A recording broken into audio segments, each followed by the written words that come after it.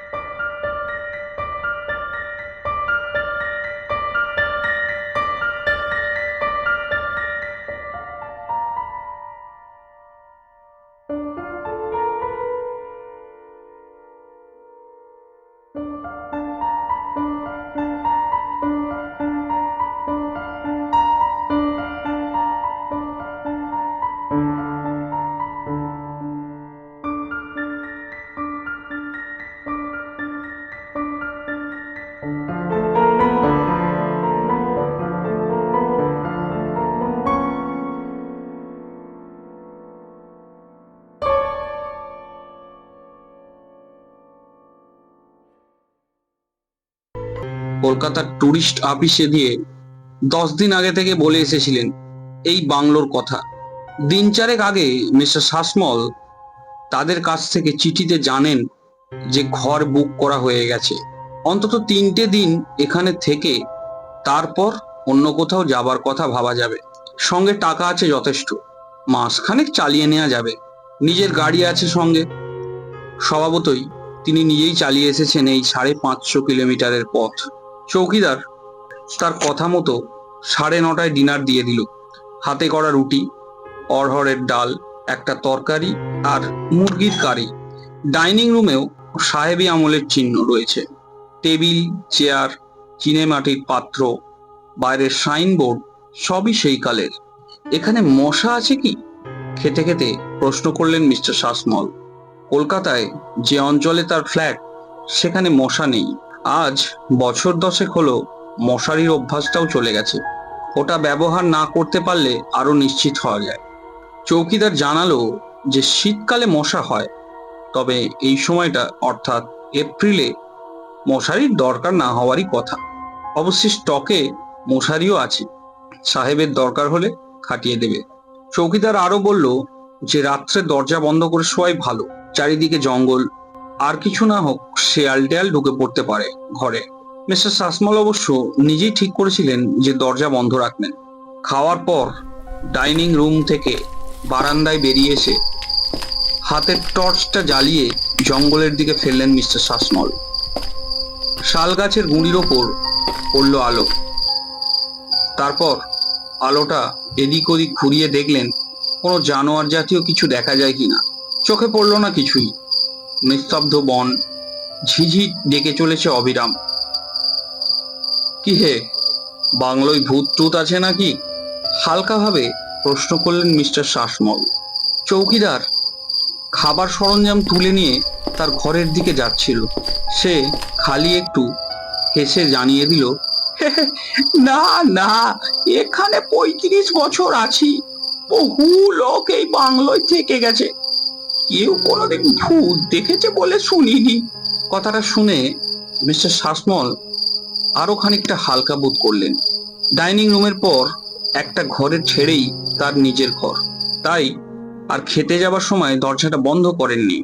ঘরে ঢুকে বুঝলেন বন্ধ রাখলেই ভালো ছিল। এই ফাঁকে কখন জানি একটা কুকুর ঢুকে পড়েছে। নেড়ি কুকুর, সাদার ওপর বাদামি ছোপ, রুগ্ন হাড় বার করা চেহারা। এই ভাগ ভাগ, নিকালো ইহাঁ সে। কুকুর ঘরের এক কোণে বসে আছে। ধমকে কোনো কাজ হলো না, যেন এই ঘরেই রাত কাটাবে এমন একটা ভাব নিয়ে বসে রইল। এই কুত্তা, ভাগ ভাগ! এবারে কুকুরটা মিস্টার শাসমলের দিকে দাঁত খিঁচিয়ে দিল। মিস্টার শাসমল দু পা পিছিয়ে এলেন। ছেলেবেলায় যখন বেগবাগানে থাকতেন, তখন একজন প্রতিবেশীর ছেলেকে পাগলা কুকুরে কামড়ায়, ফলে ছেলেটির হয় জলাতঙ্ক। মিস্টার শাসমলের স্মৃতিতে সেটা একটা বিভীষিকার আকার ধারণ করে আছে। দাঁত খিঁচানো কুকুরের দিকে এগোনোর হিম্মত তার নেই। আর দৃষ্টি কুকুরের দিকে রেখে মিস্টার শাসমল ঘর থেকে বারান্দায় বেরোলেন। চৌকিদার বাবু, একবার এদিকে এসো তো। চৌকিদার গামছা দিয়ে হাত মুছতে মুছতে এগিয়ে এলো। আমার ঘরে একটা কুকুর ঢুকেছে, ওটাকে তাড়াও তো। কুত্তা? চৌকিদার যেন ভারী অবাক হয়েছে বলে মনে হলো। কেন, কুকুর নেই নাকি এ তল্লাটে? তুমি আকাশ থেকে পড়লে যে? ঘরে এসো, দেখিয়ে দিচ্ছি। চৌকিদার মিস্টার শাসমলের দিকে একটা সন্দিগ্ধ দৃষ্টি দিয়ে তার ঘরে ঢুকলো। কাহা হ্যায় কুত্তা বাবু? মিস্টার শাসমলও ঢুকলেন তার পিছনে পিছনে। সত্যিই তো, এই 2 মিনিটের মধ্যে কুকুর ভেগেছে। তাও নিশ্চিন্ত হবার জন্য চৌকিদার খাটের তলা এবং পাশের বাথরুমটাও দেখে নিল। নাহি বাবু, কুত্তা নেই হ্যায়। ছিল, চলে গেছে, বললেন মিস্টার শাসমল। মিস্টার শাসমলের নিজেকে একটু বোকা লাগছিল। চৌকিদারকে ফেরত পাঠিয়ে দিয়ে তিনি আবার আরাম কেদারায় বসলেন। প্রায় শেষ হয়ে যাওয়া সিগারেটের টুকরোটা ক্যারামের ঘুঁটির মতো ছুঁড়ে মারলেন জানলা দিয়ে।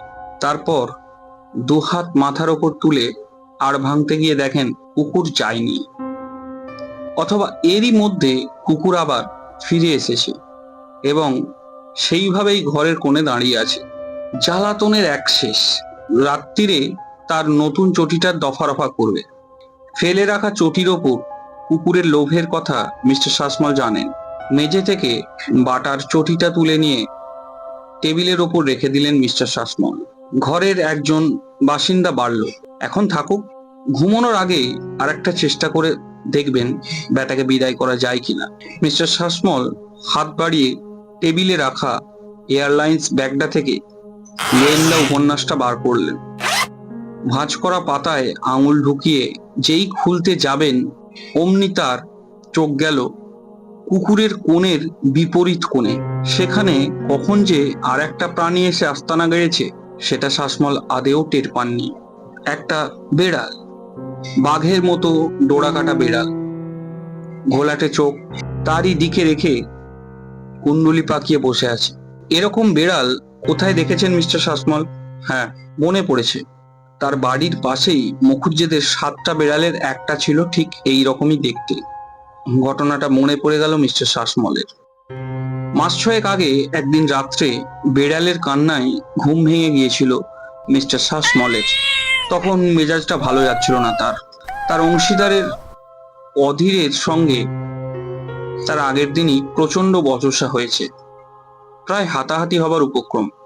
অধীর শাসিয়েছে পুলিশের কাছে তার কারচুপি ফাঁস করে দেবে। সেই অবস্থায় ঘুম এমনিতেই ভালো হচ্ছিল না, তার উপর এই বিড়ালের কাঁদুনি। আরো আধ ঘন্টা এই কান্না শুনে আর থাকতে না পেরে একটা ভারী কাঁচের পেপারওয়েট তুলে নিয়ে কান্নার উৎস লক্ষ্য করে মিস্টার শাসমল সজোরে নিক্ষেপ করেন। তৎক্ষণাৎ কান্না থেমে যায়। পরদিন সকালে মুখুজ্জেদের বাড়িতে হুলুস তুলুস কাণ্ড। তাদের সাধের হুলোকে মাঝরাত্রিরে কে যেন নৃশংসভাবে খুন করেছে। মিস্টার শাসমলের খুব মজা লাগছিল কথাটা শুনে। বিড়াল খুন? সেরকম দেখতে গেলে তো মানুষ হামেশাই খুন করছে। মনে পড়ল একবার বহুদিন আগের ঘটনা। মিস্টার শাসমল তখন কলেজে পড়েন, হোস্টেলে থাকেন। ঘরের দেয়ালে পিঁপড়ের লম্বা লাইন যাচ্ছিল। সেটা দেখে একটা খবরের কাগজের টুকরোর দেশলাই ধরিয়ে সেই লাইনের মাথা থেকে ও মাথা জ্বলন্ত কাগজটা একবার গুলিয়ে দিতেই সব কটা পিঁপড়ে একসঙ্গে মরে কুঁকড়ে দেয়াল থেকে ঝরে পড়ছিল মেঝেতে। পিঁপড়ে খুন? মিস্টার শাসমল রিস্ট ওয়াচের দিকে চেয়ে দেখলেন 10টা বেজে 10। মাসখানেক থেকে মাথায় একটা দপদপানি অনুভব করছিলেন তিনি। সেটা এখন আর নেই। আর মাথা গরম ভাবটা, যেটার জন্য তাকে দিনে 3বার স্নান করতে হতো, সেটাও আর বোধ করছেন না তিনি। মিস্টার শাসমল বইটা খুলে মুখের সামনে ধরলেন। 2 লাইন পড়ে আবার চোখ চলে গেল বেড়ালটার দিকে। সেটা এরকম ভাবে চেয়ে রয়েছে কেন তার দিকে? না, একা থাকার বাসনা তাকে ত্যাগ করতে হলো। অবশ্যই মানুষ তো তিনি একাই, সেটাই ভরসা। রাত্রে এই দুই প্রাণী যদি উৎপাত না করে, তাহলে ঘুম না হবার কোনো কারণ নেই। ঘুমটা খুবই দরকার। গত কয়েকটা দিন স্বাভাবিক কারণে তার ভালো ঘুম হয়। ঘুমের বড়ি খাওয়ার আধুনিক বাতিকটা তার নেই। মিস্টার শাসমল টেবিল থেকে ল্যাম্পটা তুলে বিছানার পাশে ছোট টেবিলটায় রাখলেন।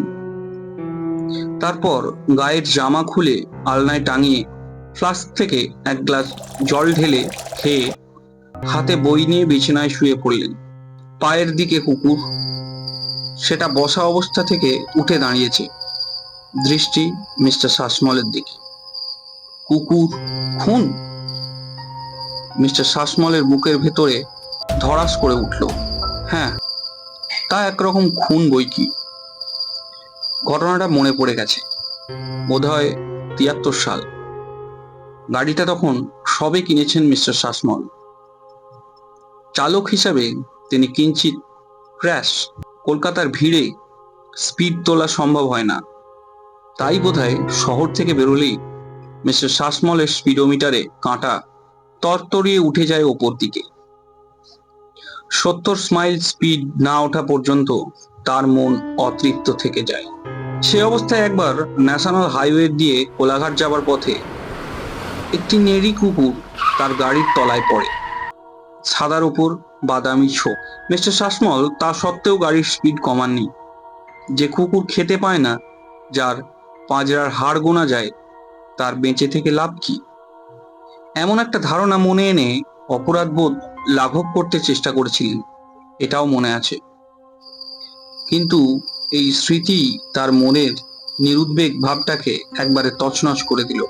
জীবনে যত প্রাণী হত্যা করেছেন তিনি, তার সবগুলো কি আজ এই ঘরে এসে হাজির হবে নাকি?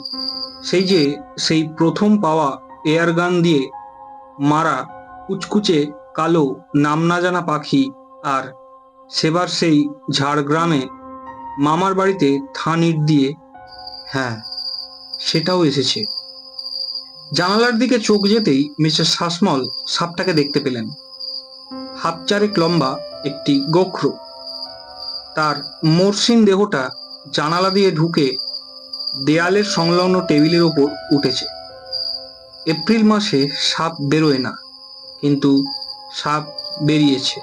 সাপের 3 ভাগে 2 ভাগ রয়ে গেল টেবিলের ওপর। বাকি 1 ভাগ টেবিলের ছেড়ে উঁচিয়ে উঠল ফনা তোলার ভঙ্গিতে। ল্যাম্পের আলোয় জ্বলজ্বল করছে তার নির্মম নিষ্পলক 2টি চোখ। ঝাড়গ্রামে তার মামার বাড়িতে ঠিক এমনই একটা গোখরোর মাথা থেঁতলে দিয়েছিলেন মিস্টার শাসমল থান ইট মেরে। সেটা ছিল নাকি বাস্তু সাপ, কারো কোনো অনিষ্ট করেনি কোনোদিন। মিস্টার শাসমল অনুভব করলেন তার গলা একদম শুকিয়ে গেছে। চেঁচিয়ে যে চৌকিদার ডাকবেন তার কোনো উপায় নেই। বাইরে ঝিঝির ডাক থেমে গিয়ে চারিদিকে এক অপার্থিব নিস্তব্ধতা। হাতঘড়ির কোনো শব্দ নেই, না হলে সেটাও শোনা যেত। একবার মিস্টার শাসমলের মনে হলো তিনি হয়তো স্বপ্ন দেখছেন। সম্প্রতি 2-1বার এরকম হয়েছে। নিজের ঘরে নিজের খাটে শুয়ে হঠাৎ মনে হয়েছে তিনি যেন অন্য কোথাও রয়েছেন। ঘরে অচেনা লোকজন চলাফেরা করছে, অস্ফুট স্বরে কথা বলছে, কিন্তু সেটা কয়েক মুহূর্তের জন্য। ঘুমিয়ে পড়ার ঠিক আগের মুহূর্তে বোধহয় এরকম হয়। এও একরকম স্বপ্ন, যদিও পুরোপুরি স্বপ্ন নয়। আজ অবশ্যই স্বপ্ন দেখছেন না তিনি। নিজের গায়ে চিমটি কেটে বুঝেছেন তিনি জেগেই আছেন। যা ঘটেছে তা সত্যি তার চোখের সামনে ঘটেছে এবং তাকে দেখানোর জন্যই ঘটেছে। আরো ঘন্টাখানেক এইভাবে শুয়ে রইলেন মিস্টার শাসমল। ইতিমধ্যে মশা ঢুকেছে ঘরে। কামড় তিনি অনুভব করেননি এখনো, কিন্তু তারা যে আশেপাশে ঘোরাফেরা করছে সেটা চোখে দেখে এবং কানে শুনে বুঝেছেন। কত মশা মেরেছেন তিনি, জীবনে তার কি হিসেব আছে? শেষ পর্যন্ত প্রাণীদের দিক থেকে উৎপাতের কোনো ইঙ্গিত না পেয়ে মিস্টার শাসমল খানিকটা নিশ্চিন্ত বোধ করলেন। এবার ঘুমানোর চেষ্টা দিলে কেমন হয়? ল্যাম্পটা কমানোর জন্য হাত বাড়াতেই বাইরে থেকে একটা শব্দ এলো। বাংলোর গেট থেকে বারান্দার সিঁড়ি পর্যন্ত পথটা নুড়ি দিয়ে ঢাকা। সেই পথ দিয়েই কেউ হেঁটে আসছে। চতুষ্পদ নয়, দ্বিপদ। এবারে মিস্টার শাসমল বুঝলেন তার সর্বাঙ্গে ঘামে ভিজে আসছে, আর তার হৃৎস্পন্দনের শব্দ তিনি নিজের কানে শুনতে পাচ্ছেন। বেড়াল কুকুরের দৃষ্টি এখনো তার দিকে। মশা গান গেয়ে চলেছে তার কানের পাশে। গোখরোর ফনা এখনো তোলা। কোনো অদৃশ্য সাপুড়ে অশ্রুত বাঁশির তালে তালে যেন সেই ফনা দুলছে। পায়ের শব্দ এবার বারান্দায় এগিয়ে এলো। ফুরুত করে একটা কুচকুচে কালো পাখি জানালা দিয়ে ঢুকে টেবিলে বসল। এই সেই পাখি, তার এয়ারগানের গুলি খেয়ে যেটা পাঁচিল থেকে টুক করে পড়েছিল পাশের বাড়ির বাগানে। পায়ের শব্দ তার ঘরের দরজার বাইরে থামল। মিস্টার শাসমল জানেন কে এসেছে। অধীর চক্রবর্তী, তার পার্টনার। এককালে বন্ধু ছিল, কিন্তু সম্প্রতি পরস্পরের প্রায় কথা বন্ধ হয়ে গিয়েছে। মিস্টার শাসমলের ব্যবসায়িক কারচুপি অধীরের পছন্দ হয়নি। তাকে শাসিয়েছিল পুলিশে ধরিয়ে দেবে বলে। মিস্টার শাসমল উল্টে বলেছিলেন, ব্যবসার ক্ষেত্রে সিধে রাস্তাটা হলে মূর্খের রাস্তা। অধীর সেটা মানেন। এটা আগে জানা থাকলে কখনোই তাকে অংশীদার করতেন না মিস্টার শাসমল। তিনি বুঝেছিলেন অধীর তার পরম শত্রু।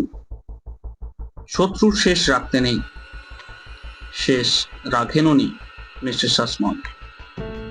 গতকাল রাত্রে অধীরের বৈঠকখানায় দুজনে মুখোমুখি বসেছিলেন। মিস্টার শাসমলের পকেটে রিভলভার। খুনের অভিপ্রায় নিয়েই এসেছিলেন তিনি। মাত্র 4 হাত দূরে বসে অধীর। অধীরের গলা যখন ভৎসনায় সপ্তম চড়ছে, তখন রিভলভার বার করে গুলি চালালেন মিস্টার শাসমল। তার হাতে আগ্নেয়াস্ত্র দেখে এককালের বন্ধু মিস্টার অধীর চক্রবর্তীর মুখের অবস্থা যে কি হয়েছিল সেটা ভাবতে হাসি এলো মিস্টার শাসমল। খুনটা করার 10 মিনিটের মধ্যে তিনি গাড়িতে বেরিয়ে পড়েন। রাতটা বর্ধমান স্টেশনের ওয়েটিং রুমে কাটিয়ে দিয়ে আজ সকালে এই 10 দিন আগে রিজার্ভ করা বাংলোর উদ্দেশ্যে রওনা দেন। দরজায় আঘাত করল, একবার, দুবার, 3 বার। মিস্টার শাসমল চেয়ে আছেন দরজার দিকে। তার সর্বাঙ্গে কাঁপুনি ধরেছে, দম বন্ধ হয়ে আসছে। দরজা খোলো জয়ন্ত, আমি অধীর, দরজা খোলো। যাকে তিনি গতকাল রাত্রে খুন করে এসেছেন, এই সেই অধীর। একটা কারণে তার মনে সন্দেহ ছিল, খুনটা ঠিক হয়েছে কিনা, কিন্তু এখন আর সন্দেহ নেই। ওই কুকুর, ওই বিড়াল, ওই সাপ, ওই পাখি, আর এখন এই দরজার বাইরে অধীর। সবাই যখন এসেছে মৃত্যুর পরে, তখন অধীর আসবে, এটাই সঙ্গত। আবার দরজায় ঘন ঘন করাঘাত। মিস্টার শাসমলের দৃষ্টি ঝাপসা, কিন্তু তিনি দেখতে পাচ্ছেন কুকুরটা তার দিকে এগোচ্ছে। বেড়ালের চোখ তার নিজের চোখের এক হাতের মধ্যে। সাপটা টেবিলের পায়া বেয়ে মেঝেতে নামছে তারই দিকে এগোবে বলে। পাখিটা এসে তার খাটের ওপর বসলো। তার বুকে গেঞ্জির ওপর অজস্র পিঁপড়ে এসে হাজির হয়েছে। শেষ পর্যন্ত দুই কনস্টেবলের ঠেলায় দরজা ভাঙল। অধীরবাবুই পুলিশ নিয়ে এসেছেন কলকাতা থেকে। মিস্টার শাসমলের কাগজপত্র থেকে ট্যুরিস্ট ডিপার্টমেন্টের একটি চিঠি বেরোয়। এই বাংলো রিজার্ভ করার খবর ছিল তাতে। ঘরে ঢুকে মিস্টার শাসমলকে মৃত অবস্থায় দেখে ইন্সপেক্টর সামন্ত অধীরবাবুকে জিজ্ঞেস করলেন তার পার্টনারের হার্টের ব্যারাম ছিল কিনা। অধীরবাবু বললেন, হার্টের কথা জানি না, তবে ইদানিং ওর মাথাটা গোলমাল করছে। যেভাবে টাকা এদিক ওদিক করছে, আমাকে যেভাবে ঠকিয়েছে, সেটা সুস্থ মস্তিষ্কের লোকের পক্ষে সম্ভব নয়। অবশ্যই ওর হাতের রিভলভার দেখে সে ধারণা আরো বদ্ধমূল হয়। সত্যি বলতে কি, ও যখন এটা বার করলো পকেট থেকে, তখন আমি নিজের চোখে বিশ্বাস করতে পারিনি। ও গুলি মেরে পালানোর পর 10 মিনিট লেগেছিল আমার শকবিদ ফিরতে। তখনই ঠিক করি এই উন্মাদকে পুলিশের হাতে তুলে দিতে হবে। আমি যে খুন হইনি সেটা নেহাতি দৈবক্রম। মিস্টার সামন্ত ভ্রু কুঞ্চিত করে বললেন, কিন্তু এত কাছ থেকে আপনাকে মিস করলো কি করে? অধীরবাবু মৃদু হেসে বললেন, কপালে মৃত্যু না থাকলে আর মানুষ কি করে মরে বলুন? গুলি তো আমার গায়ে লাগেনি, লেগেছিল আমার সোফার গায়ে। অন্ধকারে লক্ষ্যভেদ করার ক্ষমতা আর কজনের থাকে? রিভলভার বার করার সঙ্গে সঙ্গে যে আমার পাড়ায় লোডশেডিং হয়ে যায়,